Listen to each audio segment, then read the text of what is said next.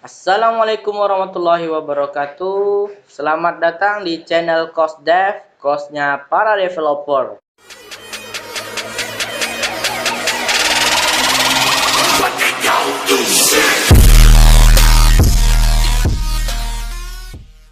Pada kesempatan ini, CosDev akan membahas pseudocode dan flowchart. Apa itu pseudocode dan apa itu flowchart? Mari kita bahas. Menurut Wikipedia, pseudocode adalah deskripsi tingkat tinggi, informal dan ringkas atas algoritma pemrograman komputer yang menggunakan konvensi struktural atas suatu bahasa pemrograman dan ditujukan untuk dibaca oleh manusia dan bukan oleh mesin. Singkatnya, pseudo berarti imitasi atau mirip atau juga menyerupai. Sedangkan kode menunjukkan kode dari program. Jadi bisa kita tarik kesimpulan, pseudocode adalah kode yang mirip dengan instruksi kode program yang sebenarnya. Tujuan dari penggunaan pseudocode adalah untuk memudahkan manusia dalam memahami prinsip-prinsip dari suatu algoritma. Pseudocode biasanya digunakan dalam merencanakan pengembangan suatu program komputer. Format penulisan pseudocode. Di dalam pseudocode terdapat beberapa format. Yang pertama, judul. Di dalam judul berisi nama program yang akan kita buat. Kedua, deskripsi. Terdapat variabel di dalam deskripsi yang dimana variabel tersebut berisi data. Ketiga, format implementasi. Berisi inti dari algoritma yang akan kita buat. Oke, untuk lebih jelasnya, langsung aja kita masuk ke contoh studi kasus sederhana berikut. Contoh yang pertama yaitu, kita akan mencari luas lapangan sepak bola. Maka di judulnya kita buat program luas lapangan sepak bola. Kemudian, di bagian deskripsi, kita masukkan variabel yang akan digunakan, seperti variabel panjang, lebar, luas, yang memiliki tipe data integer. Di bagian implementasi, di sini tertulis panjang, tanda panah 100. Ini artinya, kita memasukkan nilai 100 ke variabel panjang. Begitu juga dengan variabel lebar, kita memasukkan nilai 64 ke variabel lebar. Dan di variabel luas, kita masukkan rumus dari persegi panjang. Rumus luas persegi panjang yaitu panjang dikali lebar. Kemudian print luas untuk menampilkan hasil luas persegi panjang tersebut ke layar. Untuk contoh yang kedua, kita akan membuat program untuk menentukan bilangan tersebut ganjil atau genap. Maka di judul pseudocode-nya kita buat program ganjil genap. Di deskripsinya kita hanya memerlukan variabel bilangan dengan tipe data integer. Di bagian implementasi, di sini tertulis read bilangan, yang artinya kita meminta user untuk menginput nilai dari variabel bilangan. Mana if bilangan modulus 2 sama dengan 0, then print genap. Sini artinya jika bilangan tersebut habis dibagi 2 atau sisa dibagi 2 sama dengan 0, maka tampilkan genap. Else, jika tidak, maka print ganjil atau tampilkan ganjil. Kemudian tutup dengan end if. Untuk contoh yang ketiga, kita akan membuat program hitung mundur. Maka judulnya adalah program hitung mundur. Di deskripsinya kita memerlukan variabel bilangan dengan tipe data integer. Kemudian implementasinya kita menggunakan metode perulangan, yaitu for. Di sini pseudocode-nya adalah for, kondisinya bilangannya kita masukkan nilai 5. Jadi sekarang nilai variabel bilangan adalah 5. Kemudian kita cek apakah bilangan besar dari 0. Jadi apakah 5 besar dari 0? Jika iya, print bilangan. Jika iya, tampilkan bilangan. Berarti di sini tampilkan angka 5. Kemudian kita masuk bilangan minus-minus.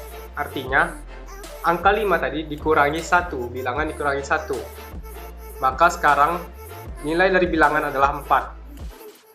Jadi diulang lagi, apakah bilangan besar dari 0? 4 besar dari 0? Iya.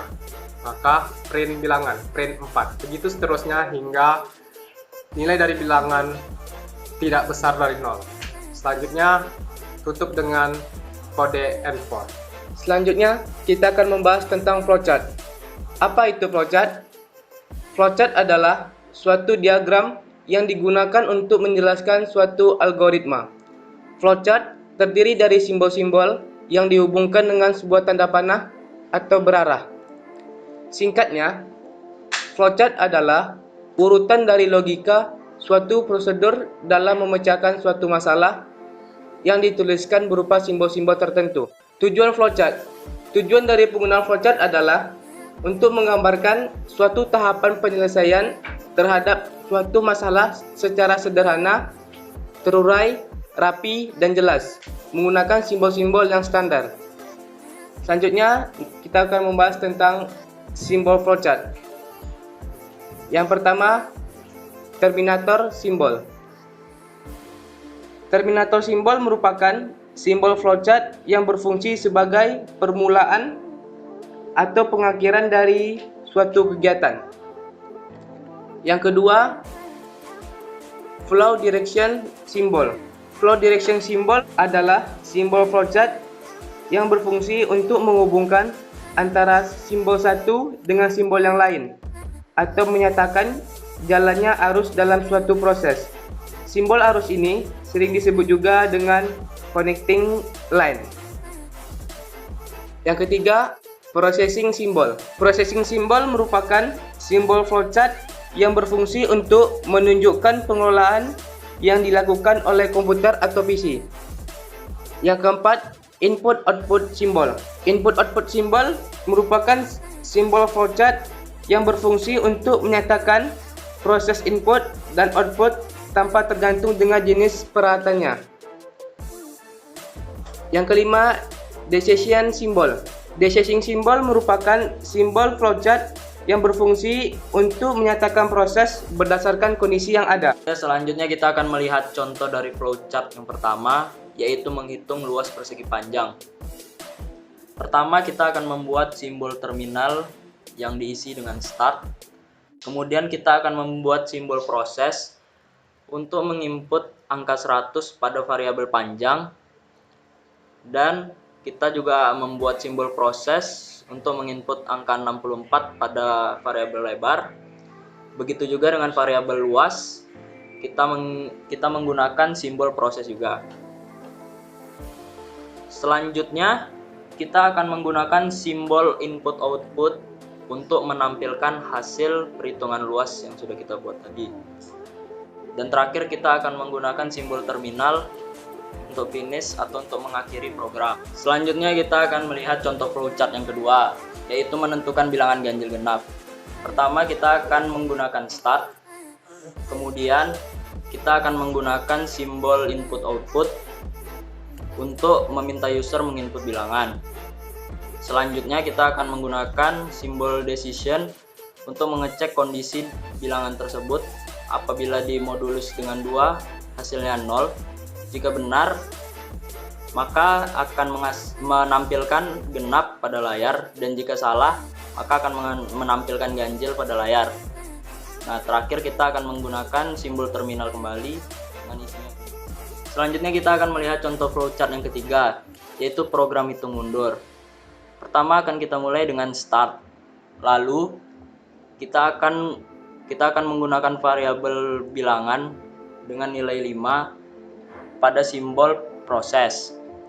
Lalu kita akan mengecek kondisi bilangan tersebut dengan simbol decision. Apabila bilangan tersebut lebih dari 0, maka layar akan menampilkan bilangan. Lalu bilangan tersebut atau angka 5 tersebut akan dikurangi dengan 1. Begitu seterusnya hingga bilangan tersebut tidak lebih besar daripada 0. Apabila bilangan tidak lebih besar dari 0, maka program akan berakhir. Sekarang kita akan melihat perbedaan antara pseudocode dengan flowchart. Sebenarnya pseudocode dan flowchart sama-sama merupakan langkah-langkah. Namun, keduanya memiliki perbedaan. Perbedaannya dapat kita lihat pada tabel berikut.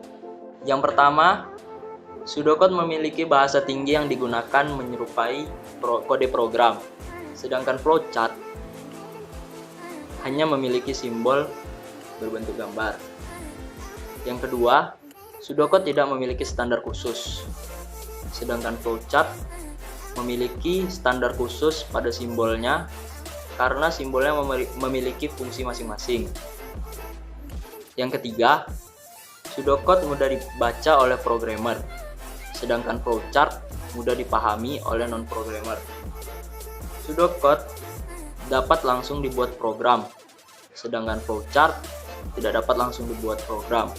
Yang terakhir adalah pseudocode sudah hampir berupa implementasi coding, sedangkan flowchart hanya berupa rancangan.